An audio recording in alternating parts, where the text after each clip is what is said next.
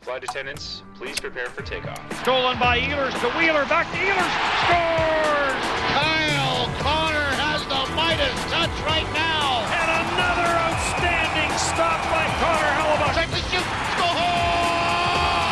Oh, what a slick move by Mark Scheifele. Ground Control, the official podcast of the Winnipeg Jets, hosted by Jets TV. Hello and welcome to another episode of Ground Control, the official podcast of the Winnipeg Jets. I'm your host, Tyler Esquivel, joined alongside with 680 CJOB's Paul Edmonds and Jets TV's Mitchell Clinton. Gentlemen, we'll jump right into it. Paul, we have 11 games under our belt here in Winnipeg. What have you seen from the team so far? What are the things that they're doing well? What can they improve upon? Well, I think that's a pretty broad-based question, but I'll try to narrow it down, Tyler. Wow. It starts in goal for me, and when you look at the record at 7-3-1, there's nothing wrong with this team right now. Yeah, they would like to probably have that game against Vancouver back, but that comes off a bit of a break, and I know we'll discuss that a little bit later in the podcast, but it starts in goal, and it's Connor Hellebuyck, and now 153 wins and a franchise record. We'll discuss that as we go along, but just making the routine save. Same with Lauren Brossoit. And then at the same time, when you need the timely save, they're delivering that as well. And I think that defensively, because the Winnipeg Jets have gotten stronger in the middle, that's helped everything inside their own zone. When we talk about being better defensive in terms of a team, we always think of the defenseman, right? Well, no, it's a five-man unit, and they've gotten better overall at that game. And that game doesn't necessarily mean that you're playing it inside your own blue line. That can be how you offensively attack the team inside their zone and control the puck, or between the blue lines. So I think the Winnipeg Jets, it's a work in progress. It will be for a while, but they have gotten better incrementally in various aspects of the game. And I think that you've got a little bit of size now in Forbert on the back end, and Beaulieu, and now Logan Stanley has emerged. So it's a little harder for the opposition to get to some of those other areas. You're guarding your net a little bit better. And when the Winnipeg Jets collapse down and block as many shots as they did a couple of games ago against Calgary, 24, that number tells me that you are in the right spot positionally inside your own zone, and that you're in the lane where they're shooting from. Those are two things that Paul has talked about as well. You limit the high danger chances when you do, and you don't give up those slot shots. So overall, I think the 7-3-1 record, Tyler, is a byproduct of this team just being better overall at the defensive game, because we always knew the offensive game has been there for the last handful of years with this group. Absolutely. And, we talk about Paul Maurice mentions all the time, the games are in blocks. And I think when you look at the season as a whole, Mitchell, the page is turning here. We're turning the chapter. Now we add Pierre-Luc Dubois to the mix here in Winnipeg. It looks like he's going to be slotted in the middle to start. He practiced for the first time on Sunday afternoon at Bell MTS Place. What did you make of his practice, and what do you think of the line combinations that Paul Maurice has rolled out? Well, I'm ready to define him as a player after one practice. That's how I'm going to do it right now. No, he, you know what? He fit in quite well, I thought. I mean, one of the questions that I asked him during his availability was just, you've been watching this team on video for the past couple of weeks. Is there a part of the game that stands out that, you see as a player that, I can fit into this system? And he said, absolutely. This is a team that's big. He's a big guy. He can move, and he's got a lot of skill. I mean, that's pretty much the Winnipeg Jets to a T. So he's going to fit right in. And he talked about how he thinks Kyle Connor, who was on his left wing, is one of the more underrated players in the National Hockey League. So number one, you got that on your left wing, and then you look over on your right wing. He said Trevor Lewis has been a guy that, he's asked a lot of questions about systems and where to be and how to do things. And, but he kind of described the whole dressing room as really welcoming, and he's had a great time being able to meet these guys and just hang around the room with them, as opposed to even just being on the ice with them. So I thought that was a good sign. And, he's going to get some power play time, it looks like, on the second power play. But just in talking, especially, and Paul kind of touched on this, he's also a guy that's going to give you a lot of options and be good defensively. I mean, there was a lot of talk about analytics and how much to really lean into those over the last week. But Pierre-Luc Dubois is a guy that ends up on the positive side of that ledger pretty much every year that he's been in the National Hockey League. And a lot of it is he generates more high danger chances than he gives up, which is also right down the line of what the Winnipeg Jets want. So, I mean, this is a guy that you look at the center depth on this team right now, and it's nuts. Scheifele, Stastny, Dubois, Lowry. Then you got Andrew Kopp, who's more than capable of playing center. Jansen Harkins, who's hurt, was getting a look at center. You got David Gustafsson still available as well. Like this, it just gives Paul Maurice a whole bunch of options. And Pierre-Luc Dubois said himself, you know, he got it from his dad, Eric, obviously an assistant coach with the Manitoba Moose, that, you know, if you can play a number of positions, which Pierre-Luc Dubois can, it just gives a whole bunch of options for Paul Maurice. And I mean, if you're Paul Maurice right now, looking down at that lineup card, you got to be real happy going into the next big chunk of games that the Jets have. Obviously very exciting to see how that all plays out. Another thing that I'm wondering how it exactly plays out is Tucker Poolman returns to practice as a full participant on Sunday at Bell MTS Place. Paul, you know, Logan Stanley has done everything and more of what has been asked of him when he comes into the lineup here for the first time as an NHLer. And now you're in a situation where in a couple of days here, Tucker Poolman's probably going to be chomping at the bit to get back into some NHL game action. What does Paul Maurice do going forward with this situation? I think this is another one of those problems that you're happy to have, essentially. Well, you always have to remember the old adage, and that is that a veteran is not going to lose his job because of injury. And I think that that's sort of where we have to chalk this up. That falls under the heading of injury, right? Tucker Poolman on Sunday was talking about the fact that it's been a process for him. It feels like another training camp. I don't think he's quite ready to go, maybe to make a game for Tuesday against Calgary to finish off the 4-game series. So that buys the Jets another 48, 72 hours. There'll be a travel day on the Wednesday coming back from Alberta. So the next time that you maybe have to worry about that would be Thursday against Ottawa. But it's going to be awful tough to try to mix and match here because everybody's playing so well. Having said that, Tucker Poolman does get back into the lineup. So the easy guy to fall out, and it's not easy to make this decision, is probably going to be Logan Stanley, who has been exceptional. And I think far reached anybody's expectations of what he was going to deliver this year. The size, the skating ability, the positional play, the wrist shot. I mean, I don't know that any of us really talked about one of the assets that he had, aside from his physical stature, as being this quick little snap wrist shot that has great velocity and puck flight on it from the point. And the poise that he has as well. He's probably the odd man looking in when you get Tucker Poolman back. But Tucker Poolman, by his own admission on Sunday, was sort of saying that he's getting back to being 100%, but not quite there yet. So you want to make sure that he is ready to go. There's no lingering effects of, you know, going through another training camp or having anything that might be construed as a bit of a breathing problem from COVID or any COVID-related sort of latent effects of having that virus, right? So that's the easy sort of slot for me is he goes in and then Logan Stanley probably comes out, to answer your question succinctly, Tyler, and then you maybe mix and match your pairings again. Although they did like what they saw from Beaulieu and Morrissey and Forbert and Pionk pretty good. So is it DeMello? I don't know, because you've got two righties there. So maybe somebody factors back up and you could see a return of the Beaulieu and the Poolman and DeMello on Morrissey. We'll see how that unfolds, but you've got to get Tucker Poolman back in the lineup first. Logan Stanley would be the odd man out, unfortunately, because he hasn't played his way out of the lineup. It's just a matter of numbers right now. Absolutely. And the thing that struck me most about Tucker Poolman's availability today was that it was COVID first and safety first here. Nobody's rushing anybody back in the lineup. And I think that's probably a little bit due in part to the fact that the defensive core has played very well up to this point as well. So it definitely helps. Connor Hellebuyck setting the new franchise record for wins by a goaltender. I believe that number is 153. You know, what have you seen from Connor Hellebuyck this season, Mitchell? He's looked real strong in there. Yeah, just a kind of a carry on of what he's been able to provide the Winnipeg Jets for a while. And Paul kind of mentioned it right off the top of the pod. Like, you know, this 7-3-1 record the Jets have starts between the pipes. And Connor Hellebuyck's been real good. I thought, and this is from a non-goaltender set of eyes, but I thought he looked his absolute best in that game that got him the 153rd win against the Calgary Flames.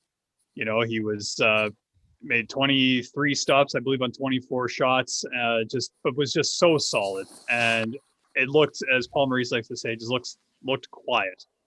Everything that is actually really tough, he just made it look real easy. And he made a couple of big stops. The one that always stands out to me is the one on Dylan Dubé right early in that first period on a partial break, that he just snared it out of the air with his glove and just kind of, that's a message to the team, like, I got you guys here.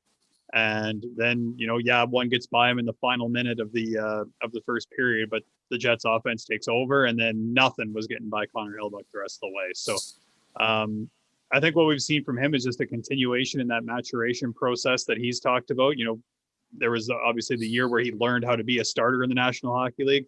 Then he, was a finalist for the Vezina Trophy, then had a year that, he wasn't particularly proud of. There were things that he wanted to get back to the drawing board on for 2019-20. Came in, won the Vezina Trophy in 2019-20, which I think that also presents another challenge for him, is how do you, come back that following season?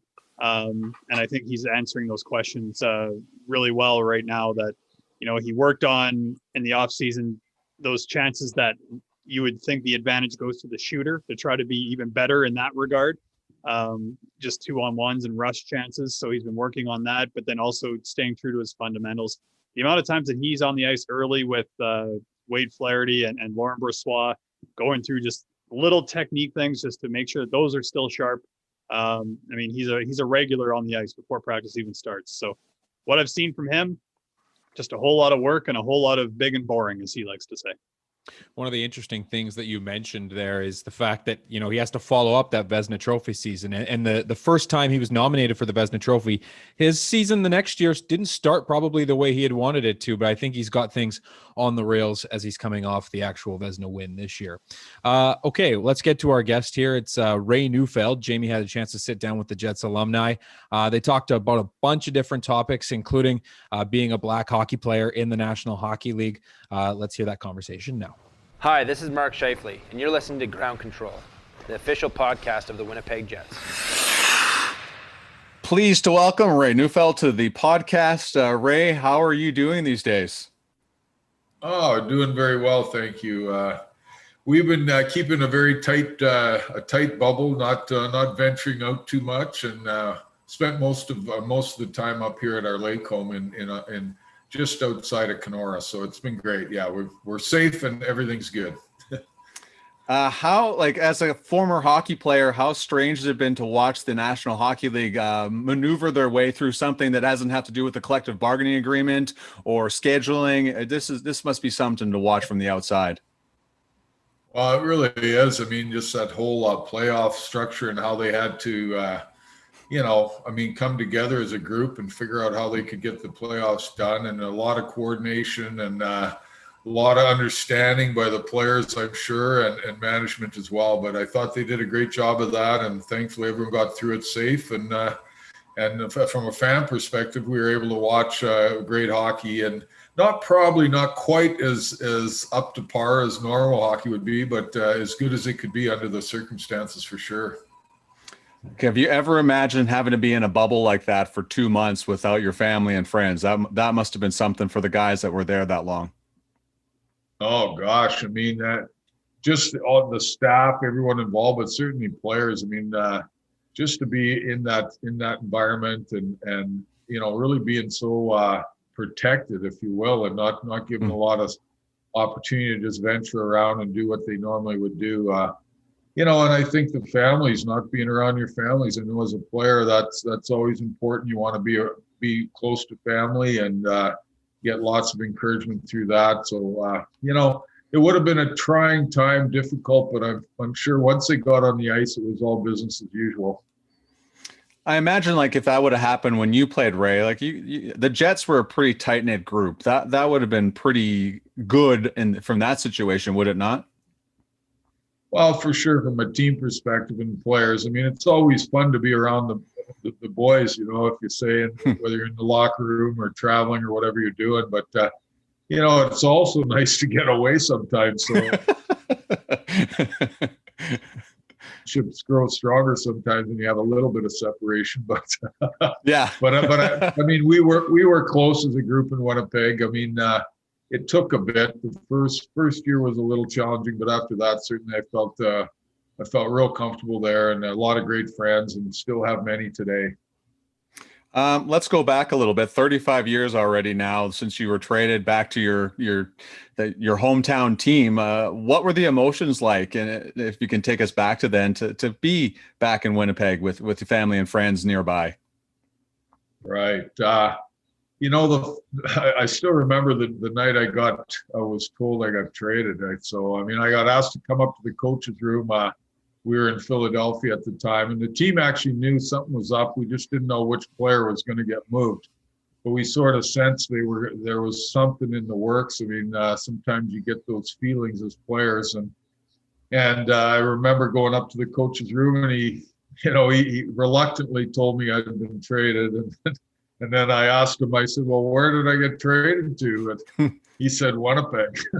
And I didn't know how to react, really. I wasn't sure if I was excited because I was going home or just bummed out that I got traded. But, so I had mixed emotions for sure. I called my wife, and, that's always challenging. But, coming home to my hometown or home area, I mean, I grew up in Winkler, Manitoba, and and played all my minor hockey there. So from that perspective, it was good.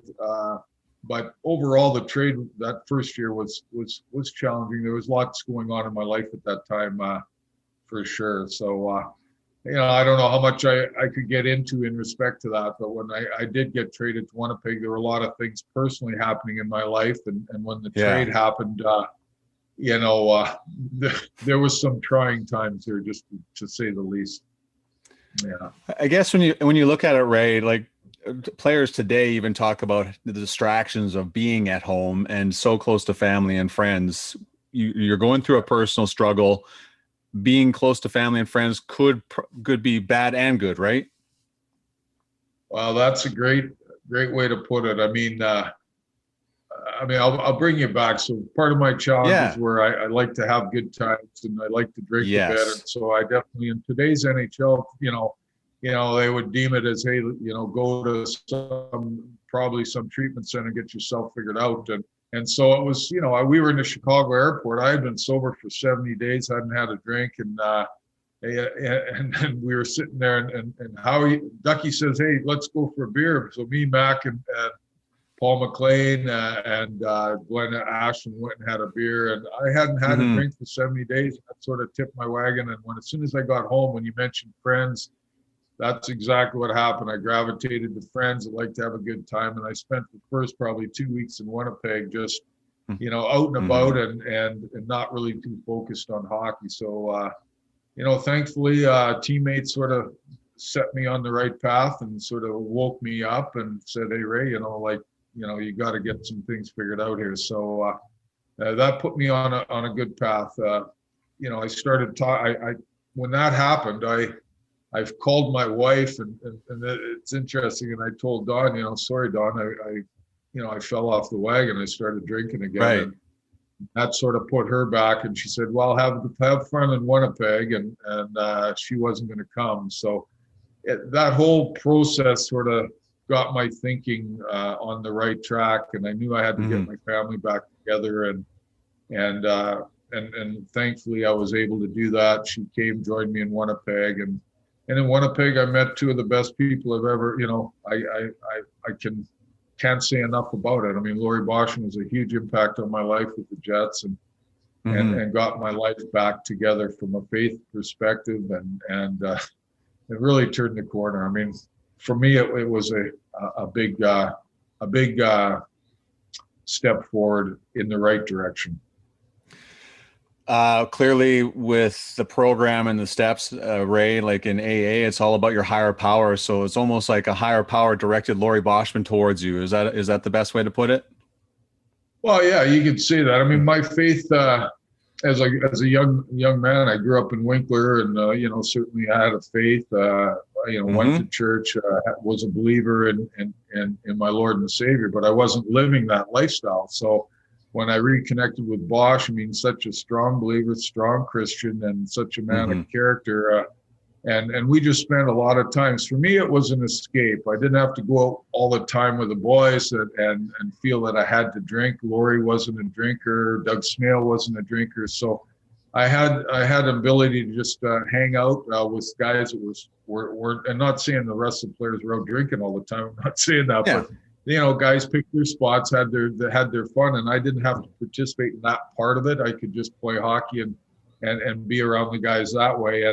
And so Laurie and I developed a great friendship and spent a lot of time just sharing, stories, and he reflected a lot on his faith, and that certainly propelled me back to a life of faith and a life of belief in my Lord and Savior, and it really changed things, and certainly with my family. So when I look back on this whole thing coming to Winnipeg, being traded for the most popular player on the Jets, maybe other than Dale Hawerchuk.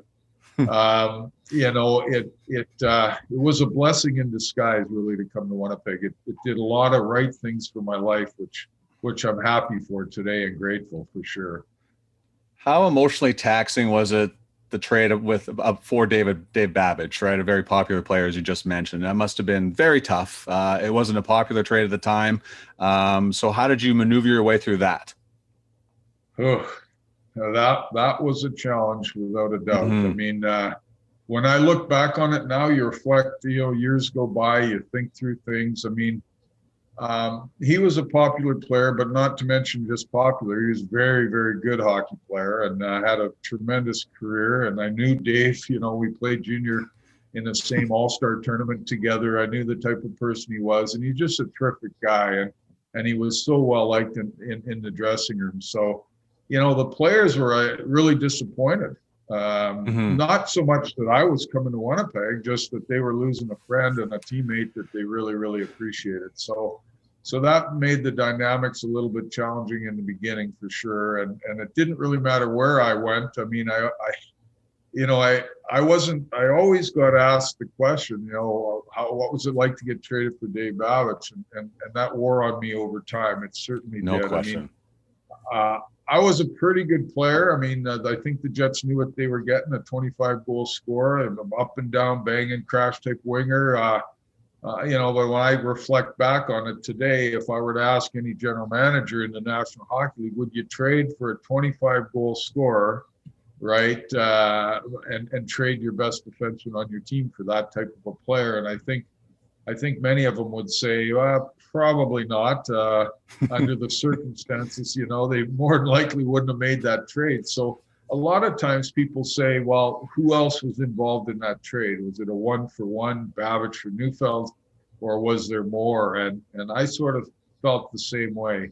What else did the Jets get in that trade? Unfortunately, I was the only one, so I couldn't deflect it. I had to just live that life and get through it. And it was challenging. The first year was really difficult, but it got better as time went on, and I really enjoyed my time in Winnipeg. I really did. Your experience as a black athlete in the National Hockey League when there wasn't a lot of black athletes. Today, that's a really sensitive topic, isn't it? Yeah, it sure is. Yes. Yeah. No question. I mean, I don't know. I never looked at it that way. It was always media and people that brought that up, like, oh, so you're a black hockey player. How does it feel to be a black hockey player in the NHL? I always looked at it, how does it feel to be a hockey player in the NHL? I was living my dream. It was something that I just wanted to do as a kid, just play at that level and be able to play. I don't think ever in my life I looked at myself as being a black player, and I was just a player. And the great part about it is, you have teammates, guys you grew up with, people you played with and against. I mean, but you were always playing for the team that you were on. So when you put that jersey on, we were all focused on the same thing, try to win that hockey game. And I don't think, color ever came into it. I don't recall ever. I mean, there's stories where I'm as guilty as anybody of saying things to other players that maybe I shouldn't have said, but in the heat of the battle, types of things happen and you say something, but you never hold those grudges or regret. I mean, So, and amongst my teammates, they were all so good to me. I can't ever experience or remember a time where a teammate, said something derogatory or, used the N-word towards me or anything like that. They were always respectful for sure. So I don't have a lot of negative experience. I was just excited to be an NHL player, excited to be achieving my dream and playing in the greatest league in the world, hockey league in the world. So I was pretty thankful for that, for sure. On that note, Ray, what do you think of the Startup Hockey Diversity Alliance? Again, that's an interesting. These guys have. How would I best say this? I think that the Diversity Alliance is what they've done really positively is they've brought awareness to some of the issues in respect to what's going on in the game of hockey, and so I think from that it's really positive. I think the NHL is move forward. I mean, I look at the Jets organization now, just with what they got going on with their hockey academies and a lot of the diversity and how they're trying to include and this inclusion with sports in general and different cultures. I think they're really on the cutting edge of what the NHL is hoping to go for in a lot of communities. So kudos to the Jets for being the front runners in that. And so I think the awareness side is fantastic. The educational side is fantastic. I mean, I'm not really big on pointing fingers and point and blame to people. I mean, it's a thing that we all have to grow together with. We all have to learn and try to get better at this and help players understand what this is all about. It doesn't matter what your skin color, what your diversity, what your culture is. Let's try to be respectful and understand what we're all trying to do here. And that's sort of my take on it. I mean, good they brought the awareness. Hopefully the NHL jumps on it and does more with it. The game itself today, Ray, what are your thoughts on it? There are many directions we can go with it, but when you watch hockey today, what do you like and what don't you like? Oh, I think it's an incredibly entertaining game. I always find it fascinating. They're always trying to look for ways to make the game better. And I just go, wow, it's a pretty fantastic game. I mean, they're overall, when you see the players, the games, the teams, the parity in the league, the skill level of players. I mean, there's just so many positives to the game on the ice and how the players are playing it, and the coaching and it's just so many aspects of the game. It's such a big business today from when we played. I mean, it's changed tremendously. But the one common denominator we have with the players that play today is we all had a dream to play in the NHL. We all had a dream to play at the highest level we could play, and we all achieved that. And from that standpoint, it's great. I don't think we quite trained as well as the players do today, and we did a lot of things we did a lot of things differently than players do today. But I think the game is fantastic. I think overall they're doing a lot of great things. You just have to get a few of these challenges they're having with diversity and some of that stuff figured out, and I think they got a great product. They really do. If I understand you were talking with the league the other day, do you have ideas of how they can be more inclusive at this time, Ray, or do you have any others like suggestions to make it better, a better game for everybody? Well, I think at the younger level, I mean, it's there's a lot there. I mean, it's an education right across the board from, owners and how they receive some of this stuff to fans and how they want to treat players. I mean, some of my experiences back in the day were from fans more than anything, and then of course the youth and I think there's a respect amongst players. That's not the issue, but how do we make it better? I think just education. I think I look at coaches at younger levels maybe that don't understand some of this stuff and all this inclusion, and how do we educate them better to make players at all levels feel more comfortable in their environment and more safe in their environment, if you can even use that word safe. I think just the support. I mean, it's a different generation today. Everything happens so quickly with social media and everything. And so we really have to be sensitive to the ways that we can educate, train in a positive way all the time. Somebody's always watching, so you really have to be on your toes with that. And so I think supporting, I mean, when I talked to Reggie Leach the other day, I mean, he said something to me that I thought was really, really, really interesting is Indigenous kids come into communities, off their communities into play on a team.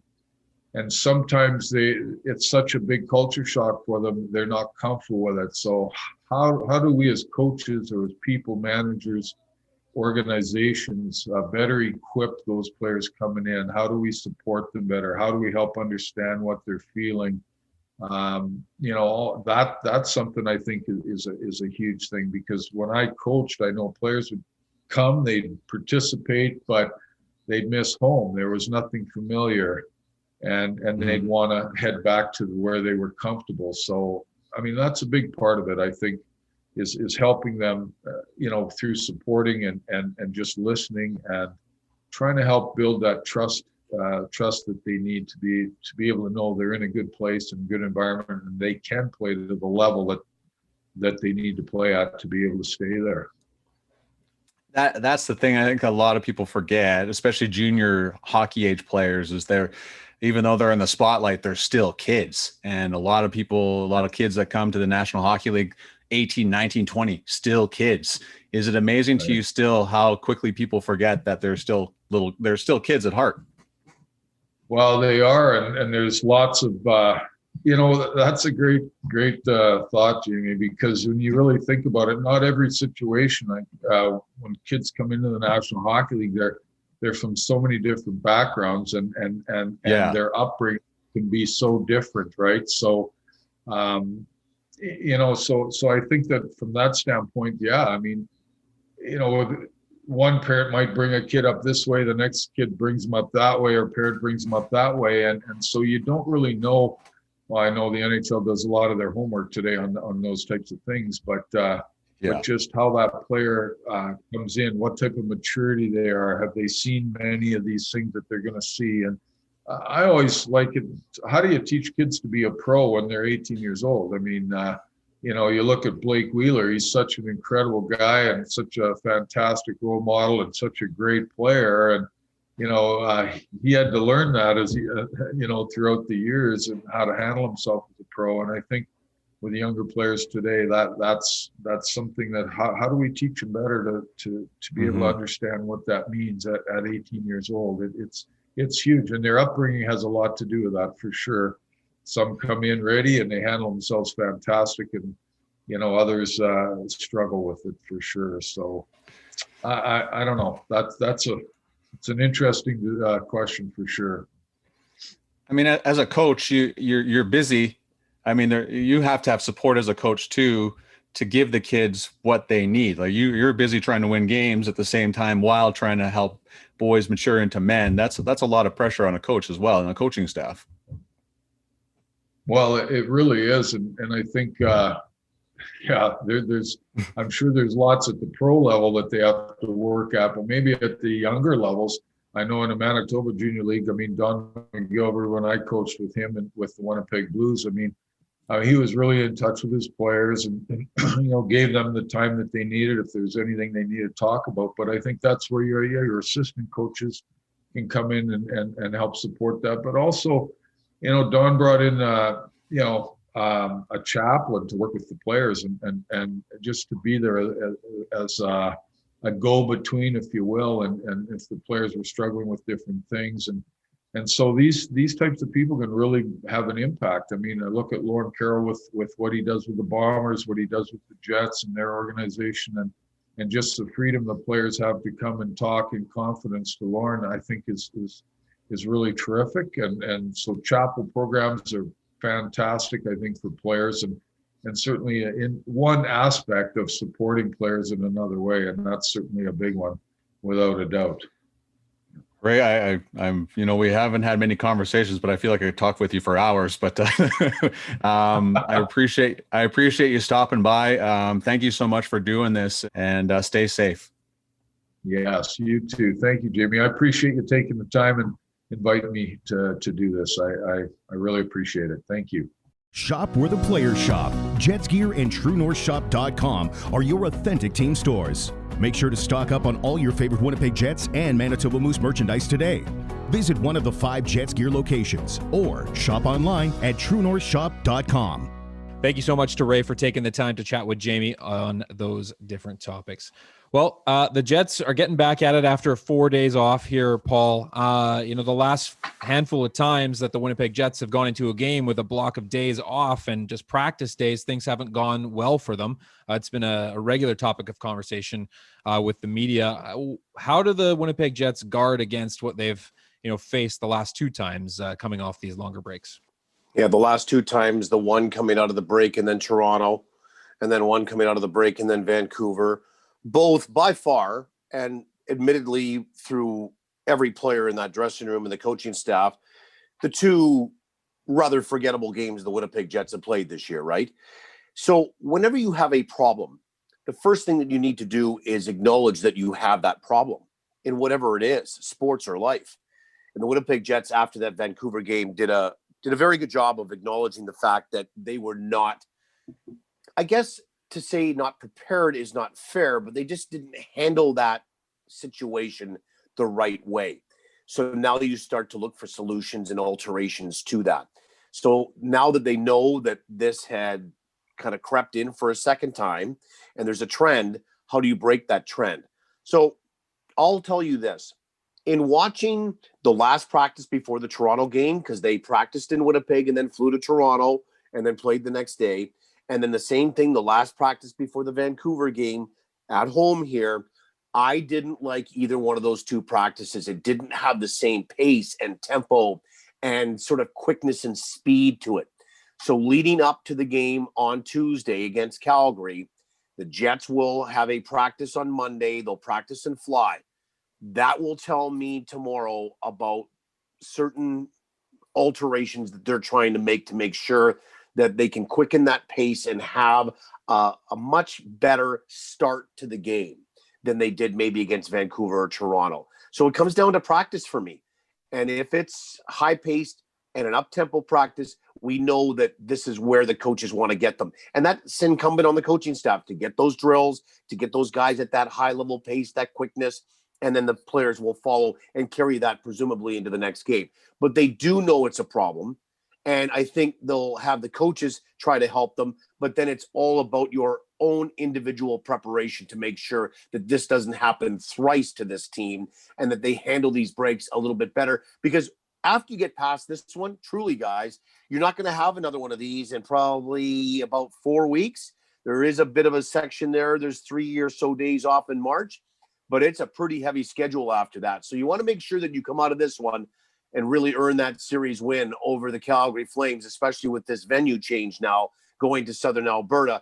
But you don't want to repeat performance, and then you're asking or answering the same questions that the media are answering about every time you have a break, because there are going to be some breaks along the way. You want to make sure that you utilize them for rest and rehabilitation, but you also want to make sure that when you get back to playing games, that you're hitting the ground running in the appropriate manner. Mitchell, as Paul mentioned there, the Winnipeg Jets taking on the Calgary Flames on Tuesday night. A bit of a busier week ahead coming up. Obviously, 2 games against Ottawa to close out the week on Thursday and Saturday. What do you expect for the week ahead? Obviously, I think there was a little bit of bad blood, if you want to call it, in that final game against Calgary. I think everybody's sort of wondering when that was going to start. And then Ottawa, the series against them wasn't the cleanest either. So I'm curious to see what your thoughts are on the next few games for the Winnipeg Jets. Yeah, I mean, obviously the Calgary Flames, as the Jets put up the offense that they did in the first 3 games against the Flames, it's not like they got much tighter defensively. I mean, they beat the Edmonton Oilers 6-4 on Saturday, so that was another high-scoring affair between the two sides. So curious to see if Calgary tries to tighten some things up on Tuesday. when the Jets, finish off that 4 consecutive game stretch against them. The one that I'm actually quite interested in is those 2 games against the Ottawa Senators. That's going to start a 5-game road trip for Ottawa. And obviously the Jets kind of, they swept the first mini series against Ottawa last month, but the Senators kind of went through a real tough run of losses, but then also beat the Montreal Canadiens on February 4th by a score of 3-2. And Montreal is like second in the North. And then it took everything the Canadiens had to beat Ottawa on Saturday by a score of 2-1. Now, the Sens, we'll see what kind of happens over the course of the back-to-back that they have against the Edmonton Oilers on Monday and Tuesday this week before they play the Jets. But the other thing that you're going to see with Ottawa that the Jets didn't see last time is Tim Stützle. So that's a whole other curveball. Yes, he's a young guy. He's a rookie.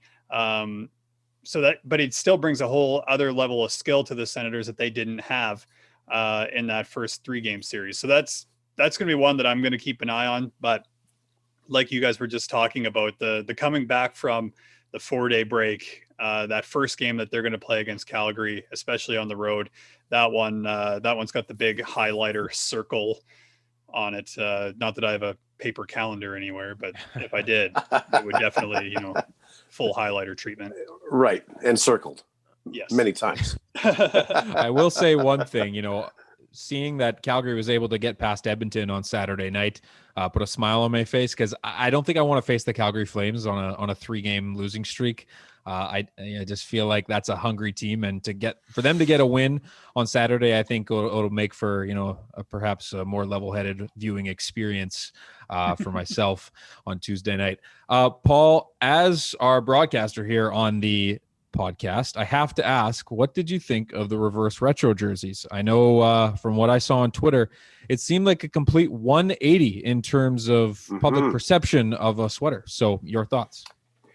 Well, it's always interesting when guys ask a colorblind guy for his thoughts on colors and jerseys. I did not know that. Yeah, no, I've had a problem with colors, like not a green light or a red light. I can make that out, right? But sure. In looking at that jersey, that gray sometimes looks kind of green to me, right? Like a lighter green. So I'm not real good with that stuff. I defer to my wife or my kids. My kids, especially my youngest guy, seems to have more of an eye for that kind of stuff. But I will say this. I looked at the jersey when it first came out, and I looked at the critique of it as well through social media platforms. And there was a lot of people that thought that it needed some red in there to really go retro for the Winnipeg Jets. Well, it didn't include that. Or at least if it did, it wasn't to the satisfaction of what people felt that should have been a primary color.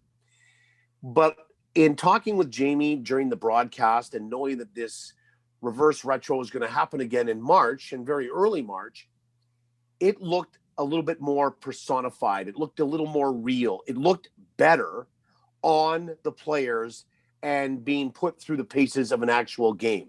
So in saying that, that's probably why we got this 180 from the public opinion, Tyler, is because maybe people didn't like it when it was standing there with some sort of a model. But once you put it on the players and it went up and down the ice and it looked real, then people could sort of say, yeah, this actually looks pretty good.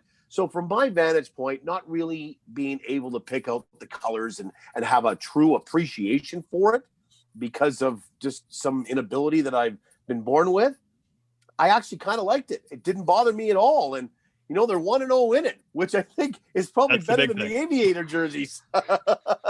Yeah. So there you go. Yeah, the interesting thing is it totally changes the perspective on something when you pick a W up in the jersey. Mitchell, just your thoughts on the jersey itself as well. Yeah, same thing. I was probably similar to a lot of people where I took more of a wait and see approach with it. I wanted to see it actually on the ice in game action, and yeah, like I had kind of a similar reaction where I was just like, they were going around in warm up, and I'm looking at it, and I'm like, I really like that. And then I think the other thing for me is with any jersey, and I don't know, I think this was a lesson I learned way back when, but I always appreciate jerseys where you can read the numbers on the back. from a distance. And that was probably the biggest thing with these ones is the numbers are they're vivid. They're very easy to tell from a distance. So whether you're, watching a game from in the building, hopefully fans are able to get back in sooner than later, or on TV, you're able to tell who's got the puck. Like with the Jets, I'm able to, with a lot of their skating strides, I'm able to kind of tell who it is. But sometimes, whether it's the other team or whoever it is, I like to be able to see the numbers and whatnot. So I think that's a big thing. But yeah, I like them. Long story short. Awesome. I like him too. And we hope you enjoy this podcast as well. On behalf of myself, Tyler Esquivel, 680 TJOB's Paul Edmonds, and Jets TV's Mitchell Clinton. Thanks so much for tuning in. Have a great one. This is Big Ground Control, the official podcast of the Winnipeg Jets, hosted by Jets TV. For Jets news, videos, and more, head to winnipegjets.com.